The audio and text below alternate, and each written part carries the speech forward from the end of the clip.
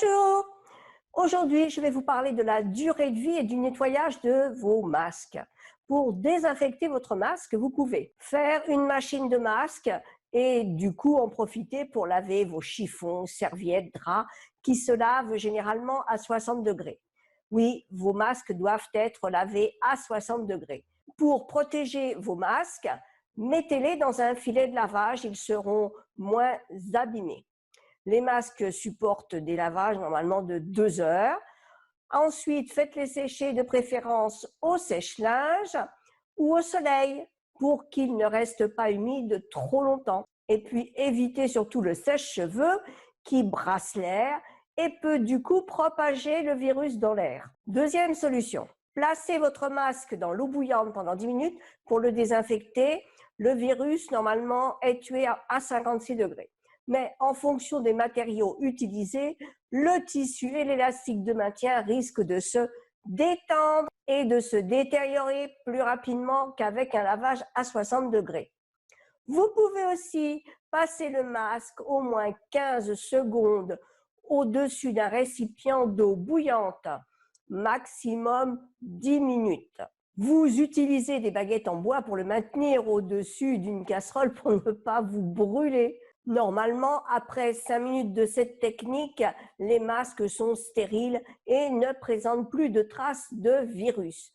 Mais surtout, ne dépassez pas 10 minutes. L'eau bouillante ou la vapeur très chaude peuvent altérer les fibres du tissu ainsi que l'élastique. Il n'est d'autre part pas recommandé d'utiliser cette technique plus de 5 fois. Ensuite, vous pouvez jeter votre masque. Bien sûr, cette indication est approximative car un masque peut supporter plus ou moins ce traitement en fonction des matériaux qui ont servi à sa confection. Si le masque n'est pas déformé ni abîmé, il ne présente ni déchirure, ni accroc, ni durcissement, ni rétrécissement de tissu. Alors là, vous pouvez le réutiliser, sinon jetez-le. Vous pouvez aussi laisser votre masque dans un sac hermétique après utilisation, où il faudra alors le laisser au moins 72 heures dans ce sac. L'idée, c'est d'attendre que le virus devienne inoffensif. Alors oui, en effet, la majorité des études scientifiques indiquent que le SARS-CoV-2 disparaît au bout de 72 heures au maximum. Donc c'est une technique qui n'est pas mal si on ne veut pas se brûler les doigts ou faire une machine. Mais cela impose bien sûr d'avoir plusieurs masques de rechange. Pour les lavages en machine, de toute façon, il faut absolument utiliser la lessive habituelle et ne rien ajouter d'autre comme produit. Pas d'adoucissant, pas d'huiles essentielles, rien. En effet, tout autre produit pourrait potentiellement dégrader le tissu de votre masque. Ensuite, laissez votre masque au soleil pourrait être une autre solution pour accélérer le processus, mais aucune étude scientifique n'est capable de dire combien de temps vous pourriez le laisser pour que le virus soit éradiqué par le soleil. Donc, mieux vaut quand même respecter 72 heures entre chaque usage de vos masques.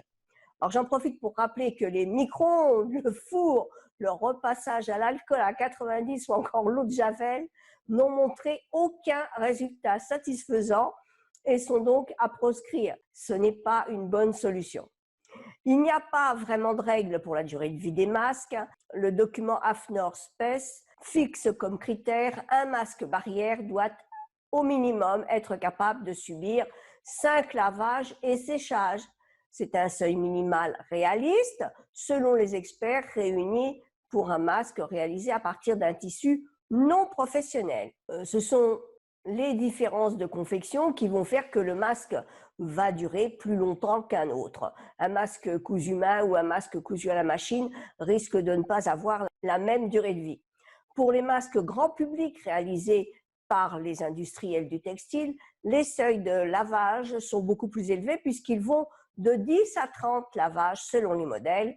Normalement, quand vous l'avez acheté, vous devez avoir eu les informations. Dans tous les cas, chaque masque en tissu, une fois lavé, doit être inspecté minutieusement avant d'être réutilisé.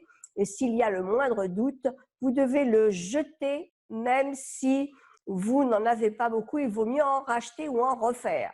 Dès qu'un masque est mouillé aussi, par exemple par la pluie, il est recommandé de le changer puisque l'humidité altère l'efficacité de la filtration du masque. Pour une utilisation normale d'un masque, si vous allez travailler ou que vous restez toute la journée avec un masque, l'AFNOR conseille de le changer au bout de 4 heures. Car quand nous parlons ou que nous expirons, des micro-gouttelettes se déposent à l'intérieur du masque et le rendent progressivement moins étanche. Et oui, il est un peu humide à l'intérieur. Alors pour cette raison, si vous en avez la possibilité, il est donc conseillé de prévoir au moins un masque de rechange lors de vos déplacements et 2 masques de rechange si vous partez toute la journée. Prévoyez aussi des sacs étanches, par exemple plastique refermable ou sacs de congélation, pour y mettre vos masques usagés. Si vous êtes surpris par la pluie, eh bien c'est pareil, attendez, votre masque est moins étanche, mais il vaut mieux attendre d'être arrivé à destination pour changer votre masque. Et puis surtout, dans tous les cas, lorsque vous rentrez chez vous, pensez à vous laver les mains. Vous devez aussi vous laver les mains avant et après la manipulation d'un masque. Emmenez toujours un sac hermétique en attendant de pouvoir nettoyer votre masque. Et bien sûr, en rentrant chez vous, lavez-vous les mains. C'est normal, il faut se laver les mains plusieurs fois par jour. Bon, c'est fini pour aujourd'hui. Je vous dis à bientôt dans la prochaine vidéo. Ciao, ciao!